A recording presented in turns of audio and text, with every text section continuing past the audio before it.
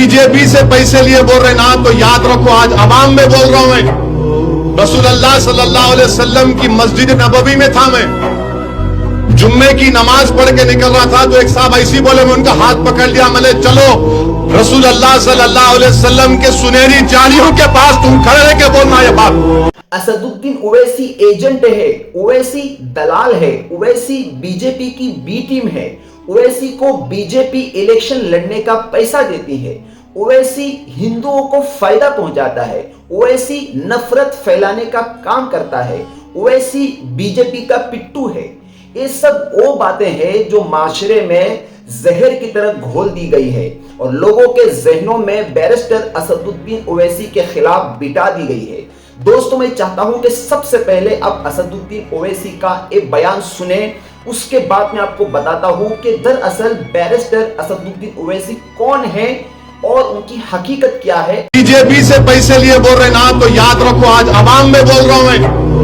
रसूल अल्लाह सल्लल्लाहु अलैहि वसल्लम की मस्जिद नबवी में था मैं, जुम्मे की नमाज पढ़ के निकल रहा था, तो एक साहब ऐसी बोले, मैं उनका हाथ पकड़ लिया, मैंने चलो रसूल अल्लाह सल्लल्लाहु अलैहि वसल्लम के सुनहरी जालियों के पास तुम खड़े रह के बोलना ये बात।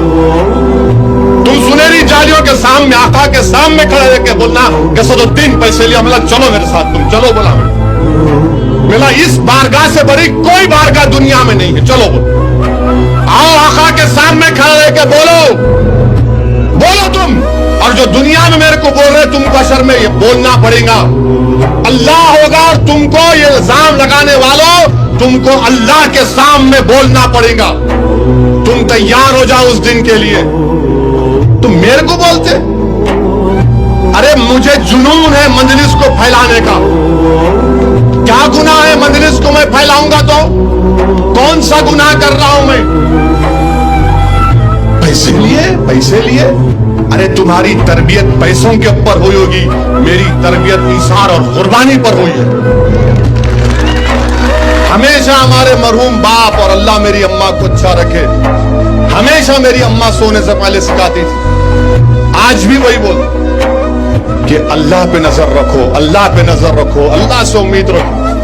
अरे हम वो सुन के है किसी में हिम्मत जो बारगाह रिसालत सल्लल्लाहु अलैहि वसल्लम में खड़ा हो और गवाही दे और कसमें खाए, जैसा कि बैरिस्टर असदुद्दीन ओवैसी ने मुतालबा किया। दोस्तों, दरअसल दुश्मन की वो चाल है जो अपने कायद के खिलाफ लोगों के जहनों में डाल दी गई है, ताकि उनका अपने कायद पर से भरोसा और एतमाद उठ जाए। आप मुझे बताइए कि मुसलमानों के हुकूक के लिए लड़ने वाला बैरिस्टर असदुद्दीन ओवैसी के अलावा कोई है? जितनी भी पार्टियां हैं उनमें से कोई एक मुसलमान नेता बताओ जो मुसलमानों के हुकूक के लिए लड़ता हो और आवाज को बुलंद करता हो। कोई एक भी नहीं मिलेगा।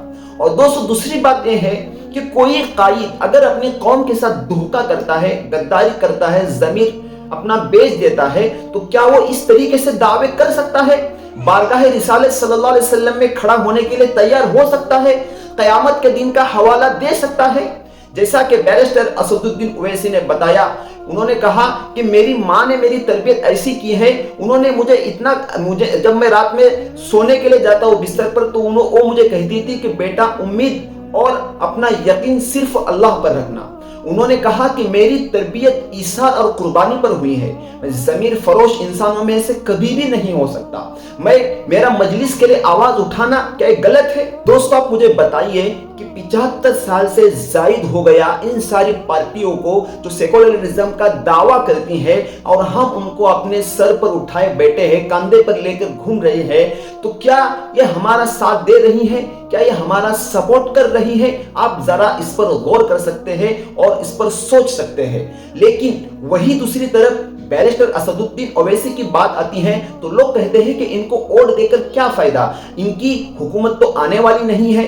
अरे भाई, एक मर्तबा इनको वोट देकर देखो, अगर वो काम करते हैं या नहीं करते तब तो आपको समझ में आएगा। आप उनको वोट ही नहीं देते और इस तरीके से बातें करते हैं। बाद में बताते हैं कि अगर बैरिस्टर असदुद्दीन ओवैसी को अगर हम वोट देते हैं तो उनकी सरकार तो आने वाली नहीं है, और आप जिसको वोट दे रहे हैं अगर उनकी सरकार भी आ गई तो आपका क्या फायदा होगा उसमें? क्या वो आपकी आवाज को उठाने वाले हैं? क्या आपके हुकूक के लिए लड़ने वाले हैं? बैरिस्टर असदुद्दीन ओवैसी का वोट सिर्फ 2% भी अगर बढ़ जाए तो उनको लोग इस तरीके से तलाश करेंगे जिस तरीके से यूपी के अंदर आरएलडी जयंत चौधरी को लोग तलाश कर रहे हैं। जयंत चौधरी जिनके पास जाट समाज के 2% वोट है और उन 2% वोट की वजह से उनकी अपनी क़ियादत है, उनकी अपनी हुकूमत है, जिसकी वजह से उनको अखिलेश यादव भी तलाश कर रहे हैं, कांग्रेस भी तलाश कर रही है, मायावती भी उनको तलाश कर रही है और बीजेपी भी उनको तलाश कर रही है। क्यों? इसलिए कि उनके अपने जो है 2% वोट है जिनकी वजह से उनकी क़ियादत है। तो इसी तरीके से अगर बैरिस्टर असदुद्दीन ओवैसी के वोटों के अंदर सिर्फ 2% वोट बढ़ जाते हैं तो उनको भी लोग इस तरीके से तलाश करेंगे। यूपी के अंदर बैरिस्टर असदुद्दीन ओवैसी के सिर्फ 20% वोट है और ना ही उनकी वहां पर हुकूमत है, ना कोई क़ियादत है, जिसकी बुनियाद पर ना उनका फायदा होता है ना सामने वालों का फायदा होता है।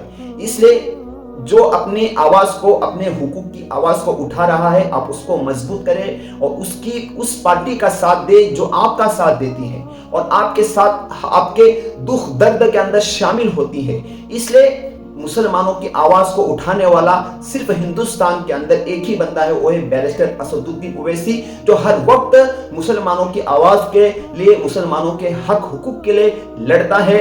बाकी जितने भी लोग हैं आप जिनको वोट देते हैं, आप 75 साल से उनको वोट देते आ रहे हैं, तो आपका उन्होंने कितना साथ दिया कितना नहीं दिया ये आप खुद जान सकते हैं। बाकी वोट आपका है, मर्जी आपकी है, आप जिसको देना चाहे दे सकते हैं, हमारा इससे कोई गिला शिकवा नहीं है। आप चाहे एमआईएम को वोट दे दो या आप दूसरी पार्टियों को वोट दे दो, लेकिन वोट आपका हक है, आप जिसको चाहे उसको दे सकते हैं, लेकिन सोच समझकर दे दीजिए। जहां पर जो हुकूमत आपके बारे में सोचती है, आपके बच्चों के मुस्तकबिल के बारे में सोचती है, आपके बच्चों के फ्यूचर के बारे में सोचती है और आपकी तरक्की के बारे में सोचती है, आप उसको वोट दे दीजिए। बाकी आपको ये वीडियो कैसी लगी कमेंट के अंदर मुझे जरूर बताइए। कहने में जो भी गलती कोताही हो गई हो उसको दरगुजर कर दीजिए और इस वीडियो को ज्यादा से ज्यादा शेयर कीजिए। अस्सलामु अलैकुम व रहमतुल्लाहि व बरकातहू।